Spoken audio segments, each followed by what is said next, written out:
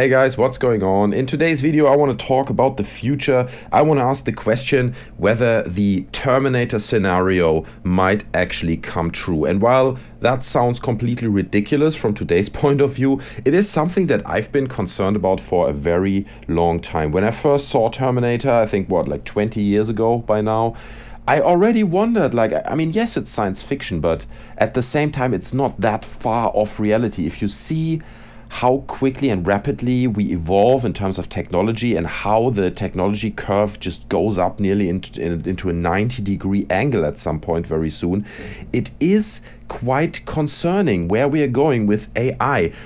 So Stephen Hawking said that just, I think 2-3 weeks ago, he came forward and said that he's concerned about the development of AI and that he wonders where people will take that and whether it might actually become a threat to humanity. Elon Musk, who's the guy behind the Tesla cars, said the same thing. Now Bill Gates came forward just yesterday and confirmed what these two guys are saying and said he's also in the camp of people who are concerned about AI. At the same time, Gates works at the personal agent tool at the moment with Microsoft. It supports people in their daily tasks. I would assume it's a little bit like an advanced version of Siri or something like this. But nonetheless, he's raising all these questions and he is expressing his concern about AI in the future. I personally share these thoughts. I completely agree. Because what concerns me the most is not that the AI will grow too strong by itself, but that people just can't stop developing it, right? And I guess that's the main question for the whole topic. Why would people stop developing an AI? First of all, in the beginning, it's going to take over like really simple tasks. We're going to see AI-driven machines in hospitals taking over really dull tasks. We might see them in the manufacturing process of cars, and in big factories where people are doing very dull day-to-day activities.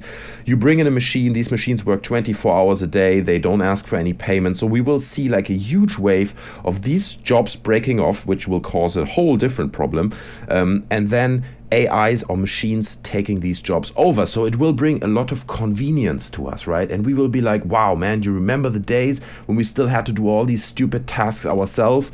Like even in our homes, like drying and washing clothes, doing the dishes, all that kind of stuff. We can source it out to machines and we will just celebrate this convenience that we brought to ourselves. Now, with that, obviously comes a lot of money. Whoever develops the next step, an AI that is even better, that does one more task self-sufficiently in your home, will make a lot of money. And that brings me back to the main question. Why would people stop developing an AI if it brings you money? Because that's what people do everything for, and they will keep developing algorithms that just get smarter and smarter, and they will learn to make intelligent decisions. They will show knowledge, they will learn and absorb the environment around them, and at that point it's very hard to say where the tipping point is, right?